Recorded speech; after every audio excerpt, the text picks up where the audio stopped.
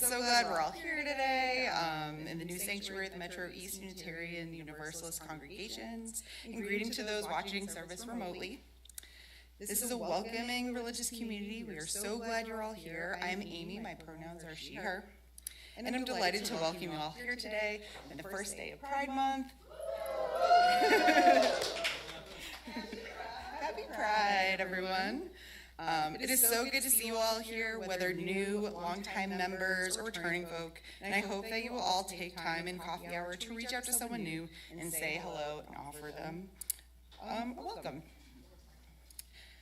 We are welcoming everyone to this home of comfort, spirit, justice, and hope. We are all Unitarian Universalists.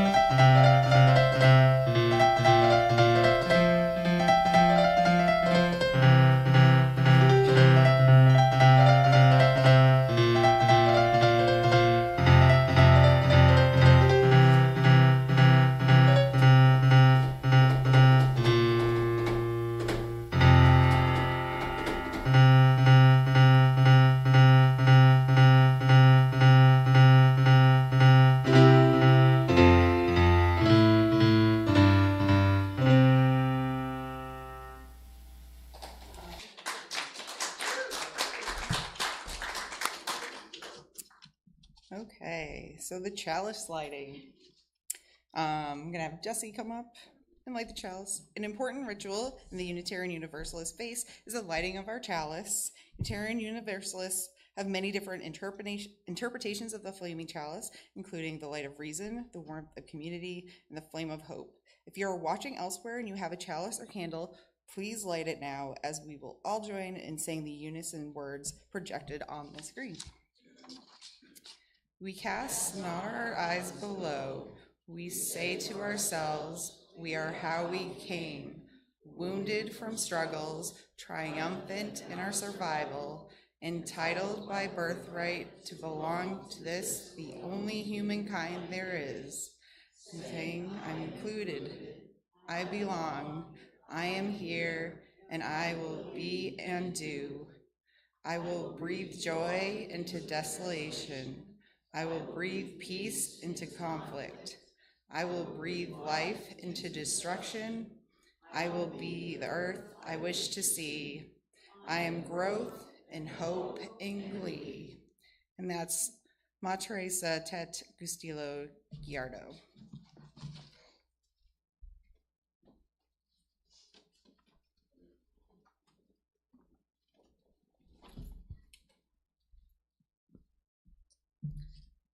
I'm Eden, your pastoral assistant. Yes, okay. And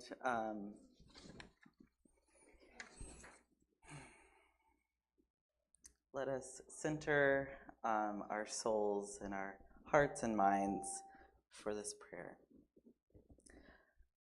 Loving Spirit, be here now with us as we open our hearts and minds together to know and to come to know the truth of ourselves more fully, to embrace it. May your breath fill our lungs and bring our bodies ease. Renew us in the knowledge of a kind of inclusion that is unconditionally present with us wherever we go. Do your work in us today so we may be more present, more free, and gentle. Amen and blessed be. Welcome. I invite you to take a moment and greet someone around you who you might know, you might not know, and then we will sing our first hymn in the blue hymnal.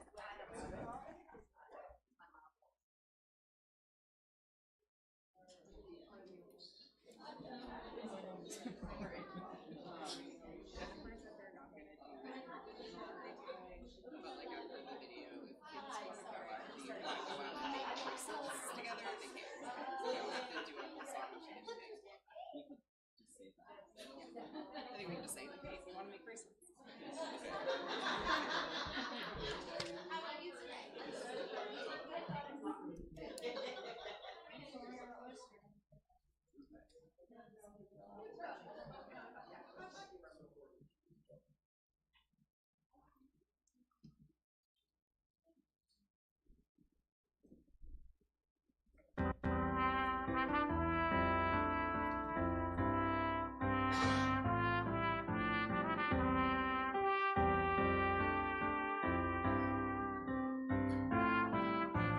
Let this be a house of peace,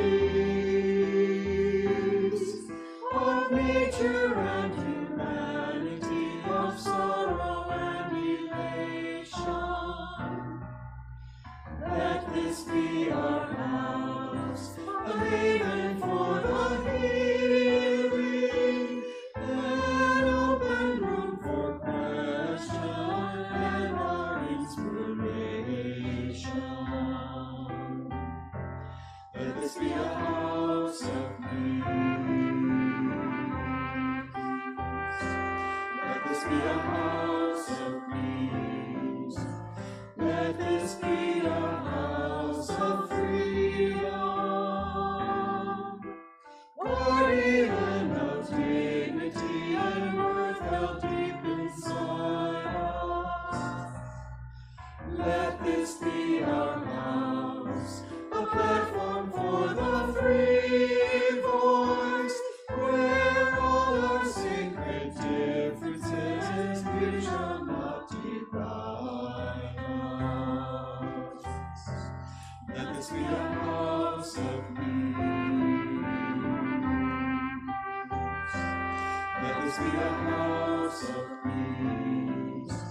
Let all in this house seek truth, where scientists and mystics abide in reverence sleep.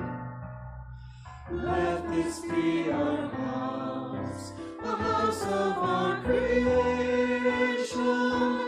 where works of art and melodies consecrate the atmosphere.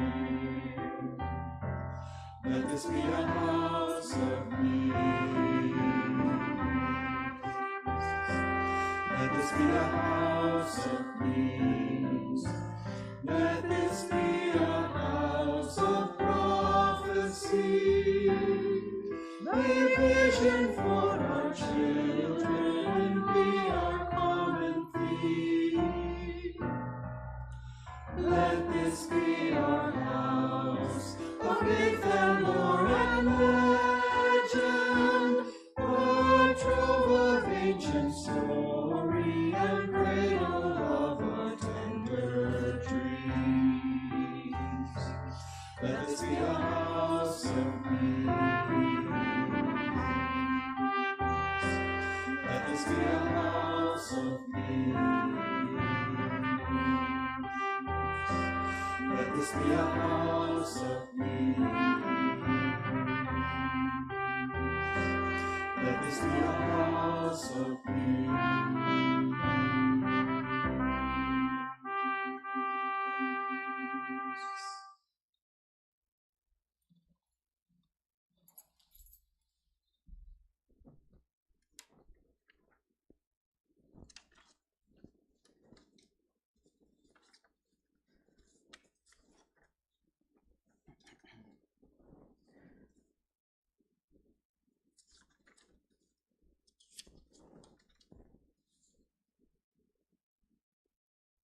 It is our tradition here at Metro ECU congregation to place each service within the larger values that we as Unitarian Universalists hold dear. This week, we lift up all of them. So it is the beginning of a new month, Pride Month, and it is our final month of our DEI series, Diversity, Equity, and Inclusion. And I just wanted to go through our principles, our values, with the lens of inclusion at the center, to center us for the month.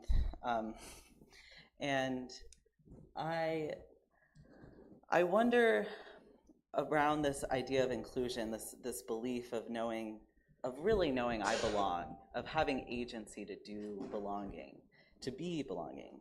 And I think the understanding of love, this value, suggests that there is a relationship, and second, that it's pleasing.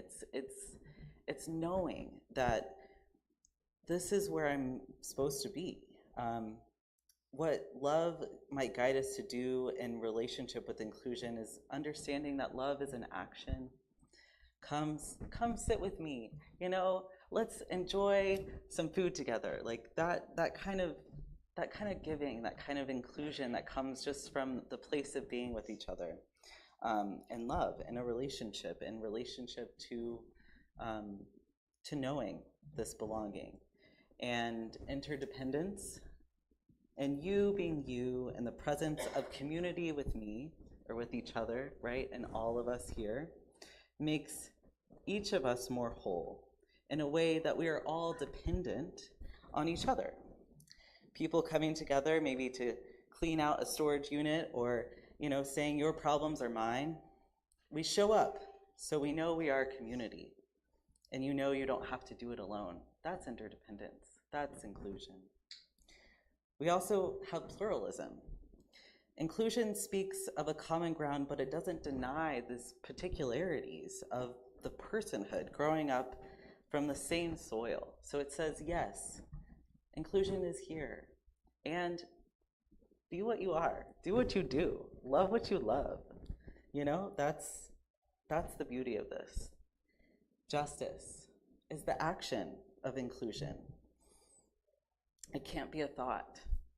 It must be something we stand up into doing. That is a value we share. It's also about transformation. Inclusion asks us to give up what we thought was true and what it means to be people with borders, but to give up being defined by what we are not, and to speak of what we are as caring people, as loving people, as including people. That is transformation. That's where it occurs in this relationship.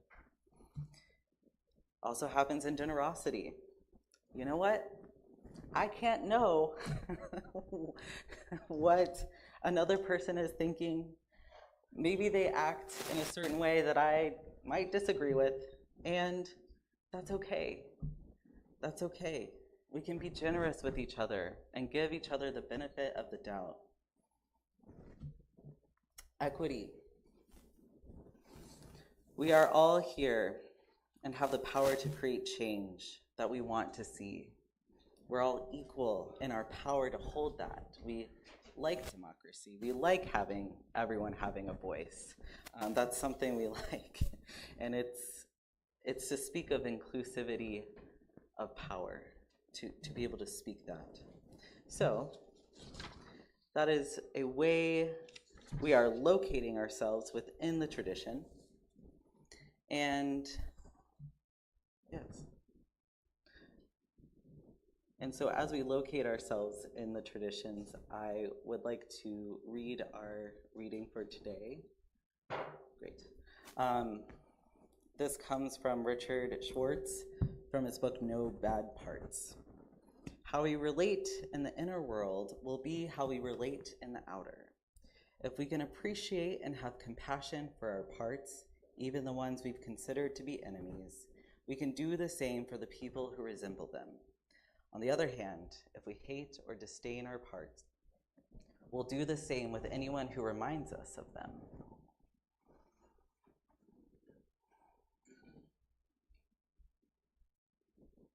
So as we center on this passage, we can go into our time of joys and sorrows to know that we are a place that lifts up what is happening in the world. We're not in denial of what is. We know what is, and that is life itself, that it is joyous, and there are burdens. And we are a place that recognizes this joy and sorrows in the form of carrying these rocks together.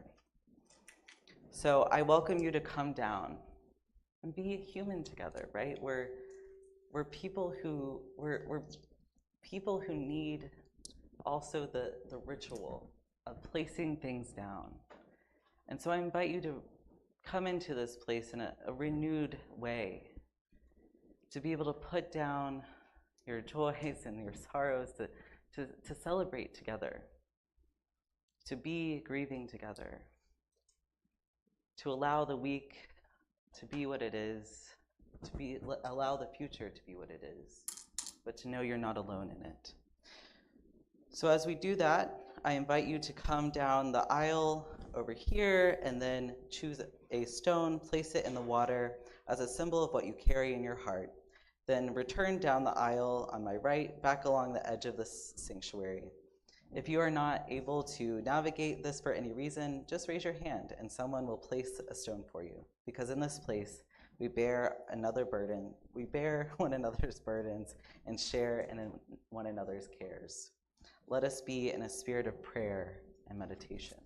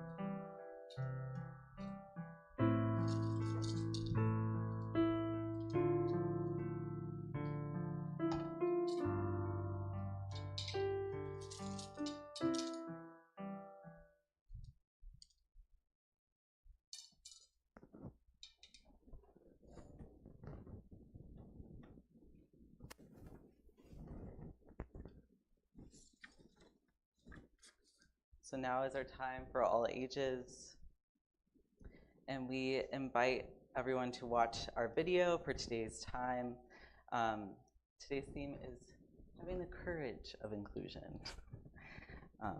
And after that, our kids are invited to, if they would like to make bracelets, they can go with Jennifer. So, yes. Okay.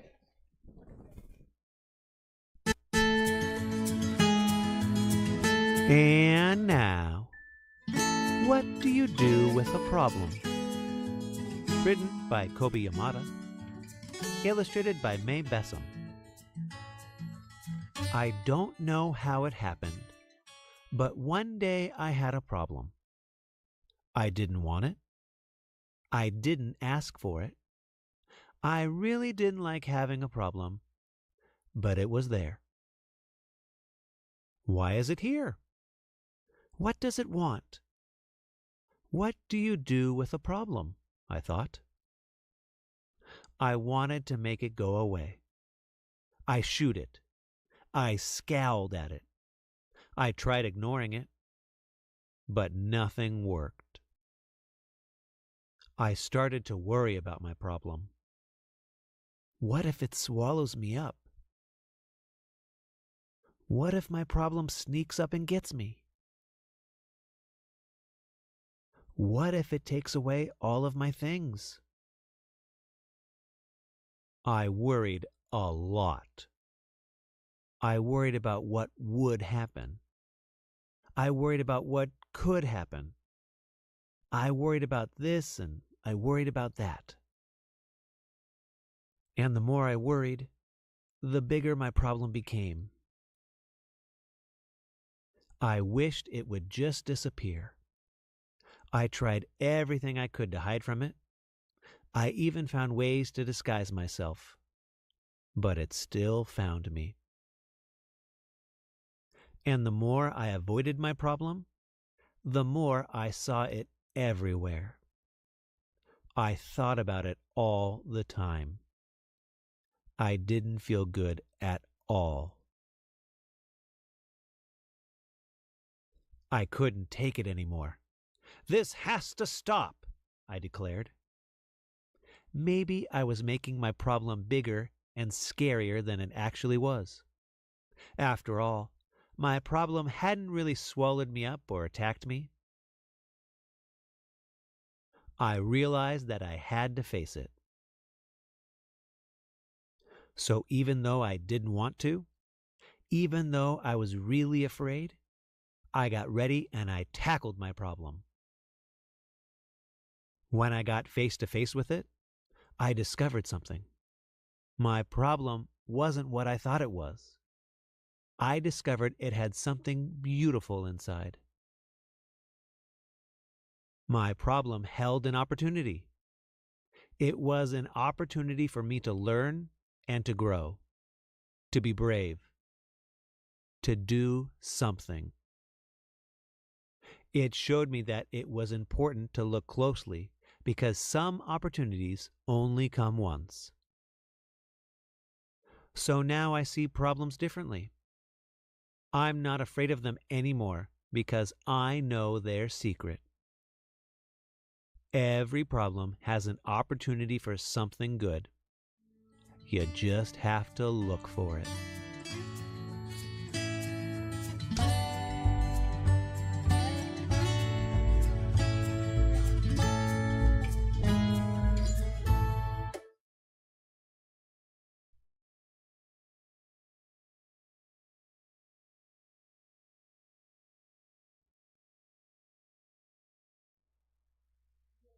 Meeting, so we're not necessarily singing the kids out. But if the kids would like to join me, we're gonna have a little kids corner meeting, and they're gonna do some bracelets for the Goshen Market.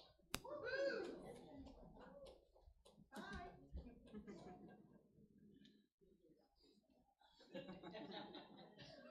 Journey as you journey, may you know, love and hope go with you, love and hope go with you, learn and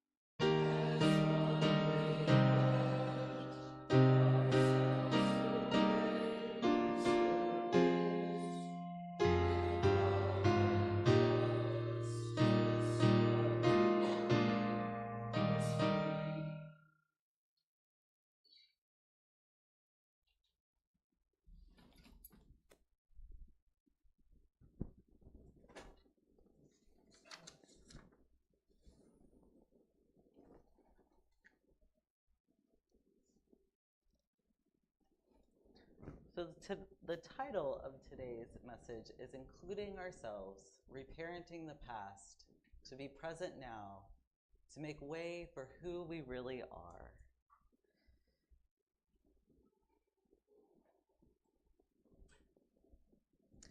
As we grow in our path to accept what is, and to bring more awareness of our responsibilities to ourselves and each other, I wanted to bring in the understanding of parts work as a way to practice inclusion. Last week, Reverend Dr. Hall spoke about the masks we wear to navigate the world, coming from the studies of depth psychology. And internal family systems is the parts work, can be one of the branches coming out of that work too. What I hope to talk about is the practices to realize our belonging is not dependent solely on systems outside of ourselves. Coined by therapist and author Richard Schwartz, his fascination with systems and how his clients dealt with traumatic experiences birthed a realization of how people manage their inner life to please not only external people, but internal parts of oneself. He developed the idea that contradicts the idea of the monomind, the outdated belief that our thoughts and feelings originate from a single or unified self. IFS instead suggests we have a core self and many parts. The parts are created when the information coming towards the system of the self is too big to process at the moment it occurs. So usually that happens in childhood, but sometimes painful, traumatic things happen as adults, right? And we might not have the resources or tools to meet that situation. So that's where it gets stored and it doesn't get processed in the moment.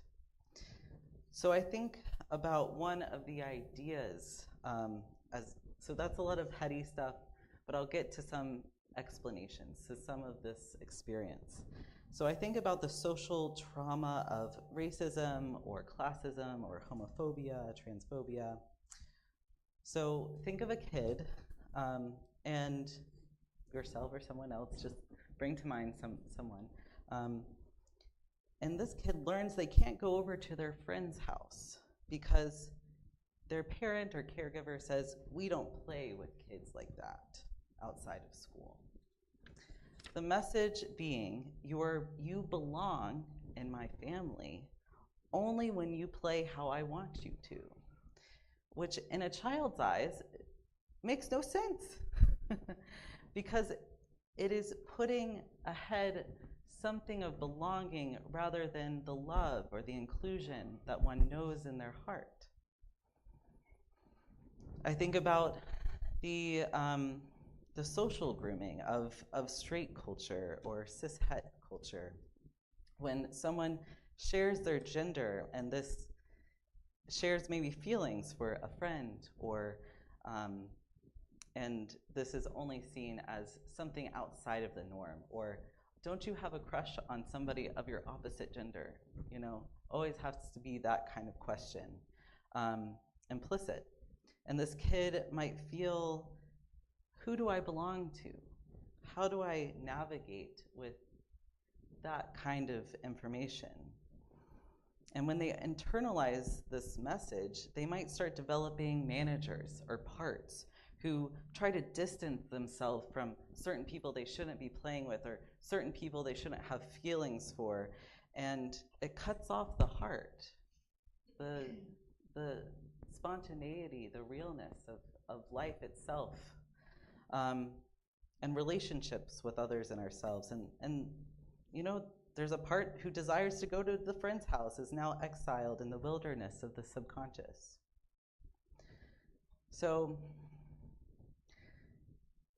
this example touches on our internal processes of how biases are created and maintained through family lines, but also through social and cultural lines too, right? We send kids to school, we go to work, we navigate other places than our home space.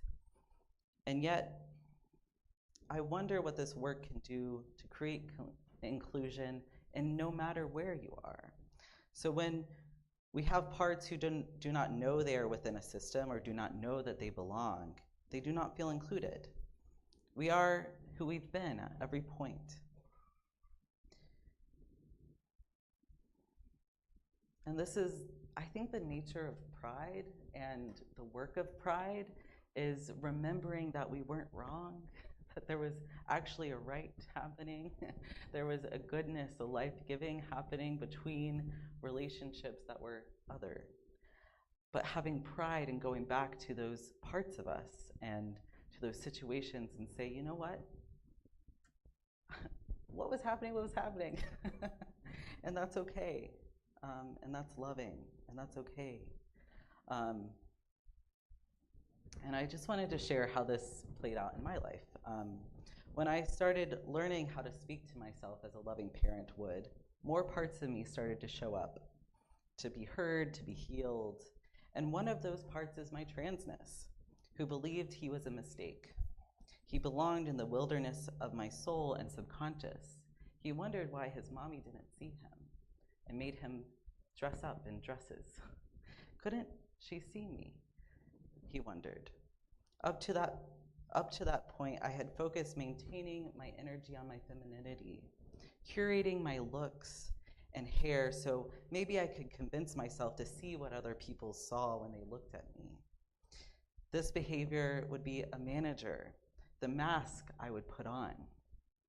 And I did it well. I was gorgeous. Thank you.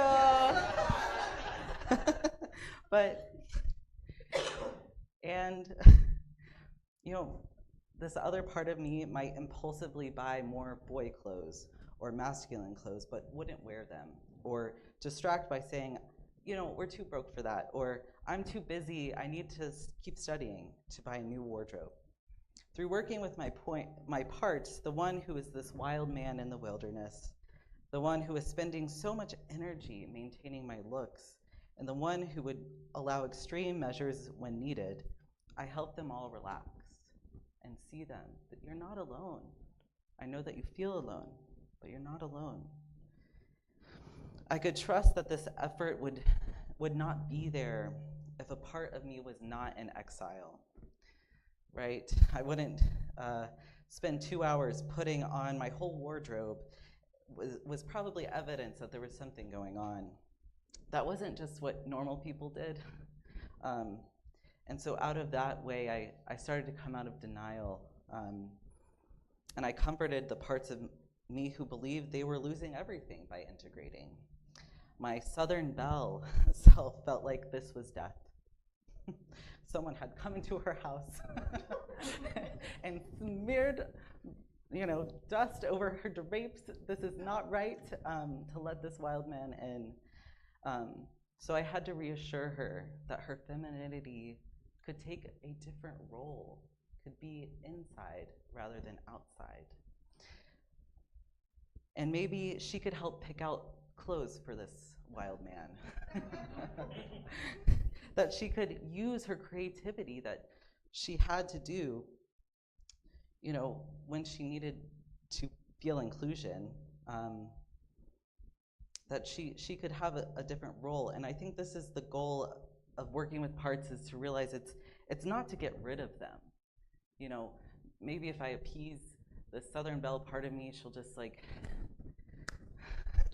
fall over and die.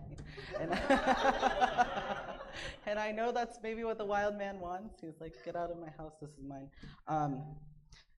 But I can't pathologize them either, but to give them a role that aligns with their highest self. So for the part who learned that life was safer when I looked prettier, she used her creativity to achieve this same safety. But when I showed her that she was safe, no one was going to come in and judge her and say, you don't belong. She could use her creativity in another way. It took time, but I also needed to do something so this wild man would not take the whole system down, if you know what I mean. So I let him shave my hair. Gone my bleach blonde balayage highlights. Again, I was good at it. And my Southern belle picked out the clothes. And I wonder, and this created a space of pride in me, that I could navigate and integrate the flow of all parts of me, even the little girl who learned that she was only pretty in those dresses too, right? Black liberationist James H. Cone in God of the Oppressed teaches that God's active alignment with the poor or the marginalized. So if God is on the side of the poor or oppressed, so much must we. It is ethically right. So he's taking this idea of and reclaiming this idea of God. And I just wonder around this teaching in ourselves, this marginalized person, this marginalized space of ourselves that we must go to and do and reclaim. Another example is working with my belief systems around religion and spirituality, that I should only be one thing, because that is what is right. And in seminary, I developed a part of me who is a skeptic, who is an atheist, because I saw the way I had previously conceptualized God in the Christian religion held biases and violence and prejudice. So I left the Christian church. But the thing is, there was part of me who still wanted to sing those songs and pray, and was curious about what Jesus had to give our consciousness if it wasn't for his life as a blood sacrifice. The kindest thing for me to do was not try to dismiss this part and tell it how dumb it was to believe in a God that does not care or matter. The kindest thing for me to do is to give the space to ask the questions it needed, to show it compassion. Richard Schwartz writes about this compassion he witnessed when his clients would speak from a loving place to their parts. He claims, compassion as a spontaneous aspect of self blew my mind, because I'd always assumed that learned compassion was something you had to develop. There's this idea, especially in some spiritual circles, that you have to build up the muscle of compassion over time, but it's not inherent. Again, that's the negative view of humanity, human nature at play. To be clear, what I mean by compassion is the ability to be in self with someone when they're really hurting and feel for them, but not be overwhelmed by their pain. You can only do that if you've done that for yourself. That is, if you can be with your own wild men or exiles without blending,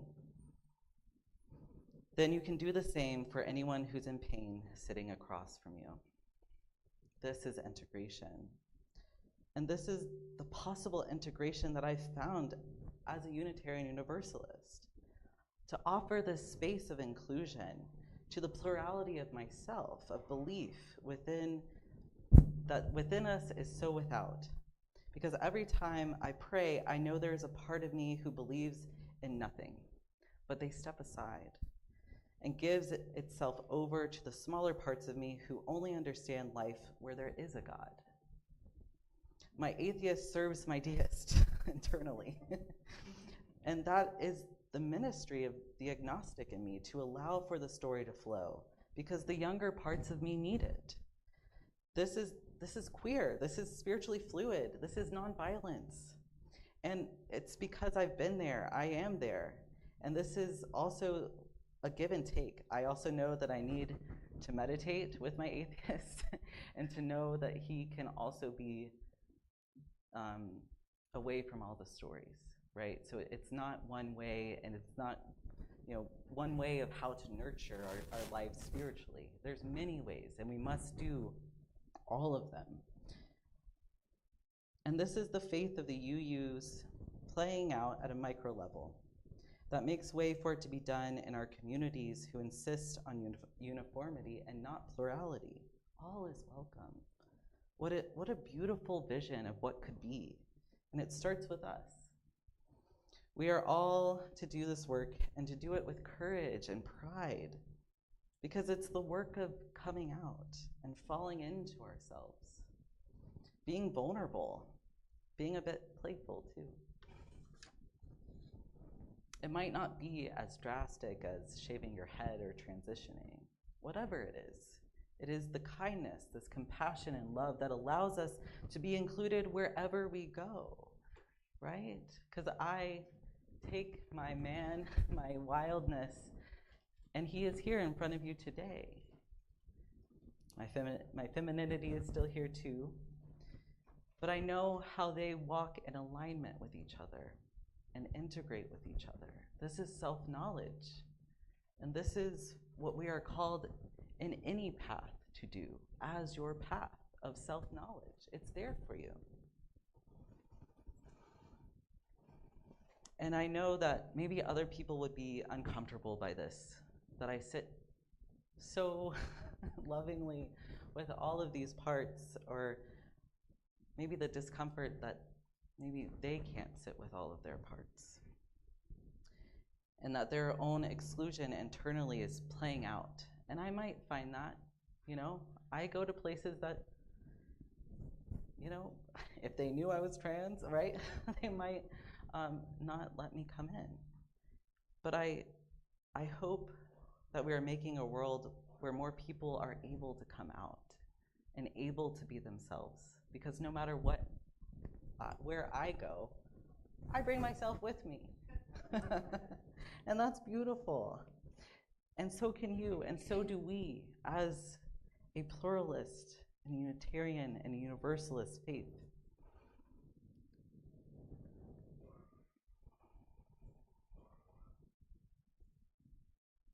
And love the parts of us who want to curl up in the arms of the one we love, who want to paint for painting's sake.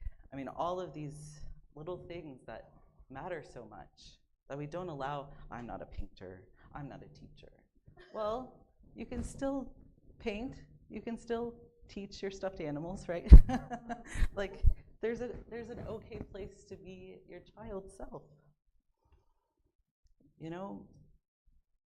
And there's a place in us who desire friendship in all colors and between classes and between genders. There's that unity there. And there's trauma when we don't express our relationships how that inner part of us wants to and desires to be together, to be as one. And that's why it kind of is hard. I would say it is hard to be in this nation right now. It's not because we might think the other people are stupid, but because we might see their pain, that they're not acknowledging the unity that we know, the common ground that we know. It's hard to look at. Because we know we are all poorer when we create identities out of disconnection rather than connection.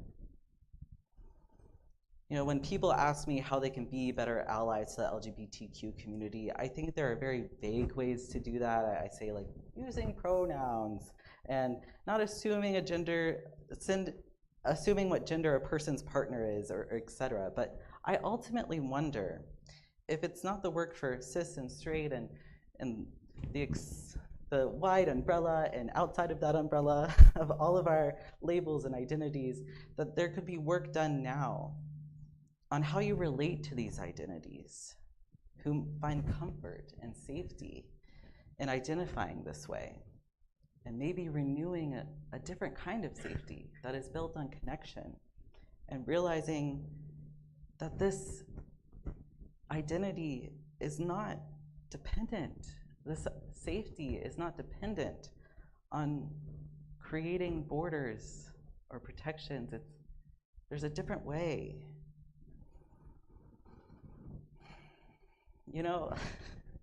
I did not ask my stepdad for permission to share this, but I hope it's okay. But I know for my stepdad, he likes getting his nails done with my mom.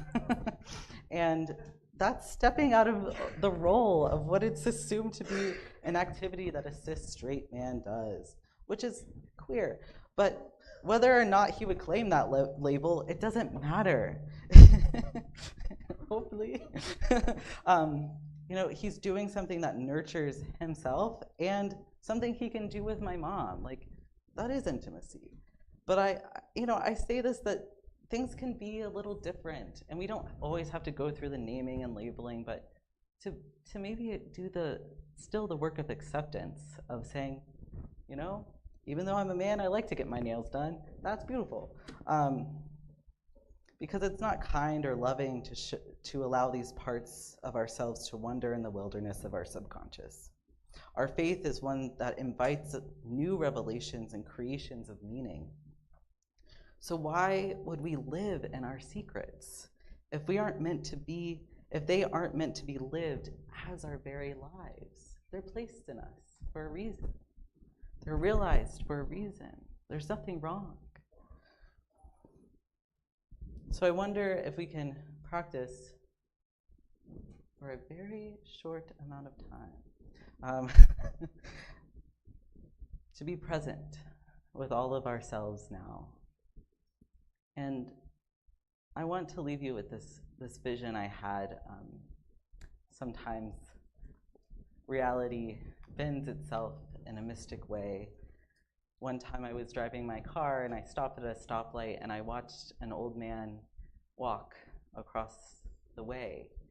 And for a moment I saw him as the young man and the little toddler that he was. And it was like I couldn't unsee that space of mystery of what is life, what is the seed of our consciousness or our personhood sprouting across time, but yet we are who we've always been. And so with that mystical vision, notice your breath. Notice the sensations in your body. How are those shoulders doing? Maybe let go. How is that frontal lobe, that tension in your brow? Maybe you feel it in your back and your shoulders and your hips. What feelings might be matched to these sensations? Maybe feeling overwhelmed, tired, sad, inspired, angry, determined. Whatever it is, be with it, like you would be with a child. Welcome that little child in, and maybe they sit on your lap, maybe they want to sit beside you. Maybe see the sadness as a lump in their throat, or a heaviness in their shoulders of responsibility, anger in their core. Maybe they say, why don't they see me? And as we sit with this kid or this body of ourselves, you might ask, what's got you feeling this way? They might say, Mommy said I couldn't play with my friend. You might say, I'm so sorry Mommy said that to you. She put her fear onto you, and that's not fear to you. I'm here with you now. And you might promise that you'll return to them. You might promise that you'll come back and listen to their story again and reassure them that you're there now.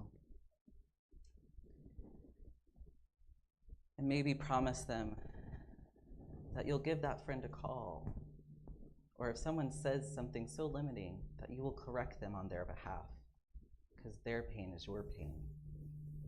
And you give this part choices, and they might feel uncomfortable with the choices you come up with, so it might take time to get to know exactly what might feel good for them. And as we allow ourselves to come back into this place and this time, in the current station of your soul right now, budding and beautiful, all together. This is the invitation, and this is the practice. It's for all of us. And when we start to see a problem out there, it might be time to reflect what's going on in here. If we know we belong, we can take that feeling everywhere and share it. Exclusion is a delusion. It is not the truth of the nature of reality. Inclusion is realizing the nature of everything as connected and as a part of this universe. And so are you.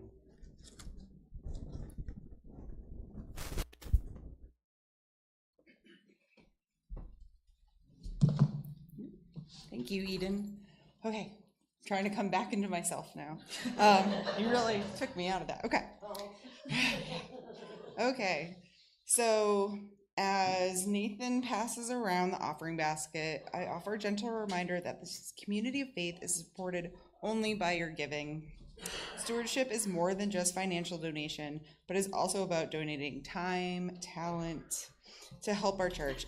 If you can't write a check, please help our church survive and thrive by offering your time to help make coffee, bring snacks, serve as an usher, serve on other committees, such as the worship associate on occasion. Please donate as you can and will with your time, talent, or treasure. All are needed for our church to prosper. Also, if you give cash, please let us know who you are by filling out an envelope so we know who is eligible to vote by giving time, talent, and treasure. However, if this is your first time here, you are not obligated to give. We want this service to be a gift to you. If you're willing to donate your time and talent, please contact a board member and let us know what you would like to do, how you can help. Give what you will and what you are able, for you are a generous people. Okay, so we're offering prayer. Maybe. Oh, and you can donate on Giveify too if you don't have cash or a check on you. No more PayPal. Yeah. May this offering equip us to inspire love and seek justice.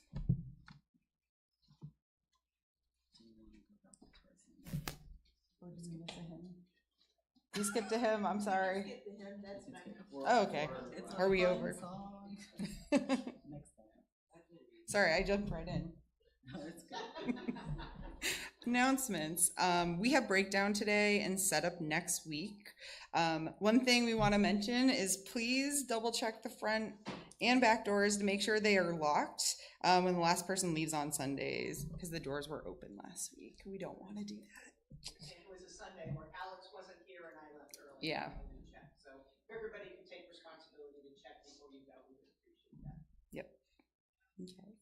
Next Sunday, June 8th, the UU picnic at Tower Grove Park in the Turkish Pavilion at 12 p.m. We need volunteers to bring drinks, ice, let Eden know if you're interested in helping. Goshen Market volunteers, we need volunteers for that, so talk to Jennifer Lewis. That's June 7th. Looks like 8 a.m. to noon. We're having a fundraiser concert for Unity Fest of this year, so that's June 21st from 5 p.m. to 8:30. And there's another announcement. Oh, is there? Did I skip one? Go back, Alex, for the Sorry. park. Yeah. Oh, we did that. She did that. Is that the same pavilion as last year? Yeah. I think so. Okay. So it's time to extinguish the chalice. So I invite you to join me in reciting a prayer as I extinguish the chalice. Light of truth in me cannot be put out. We are the keepers of this flame until we meet again.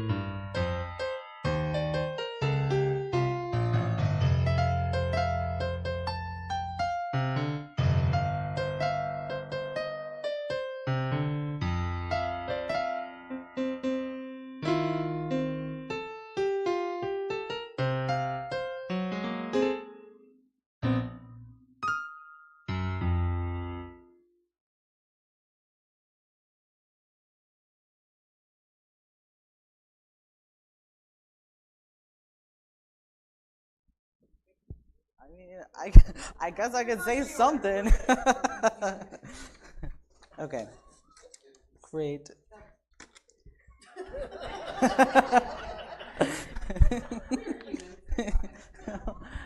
We're just little kids trying to figure it out. Okay. So as we go, may the spirit of unconditional inclusion go with us, so we may spread it abundantly wherever we are.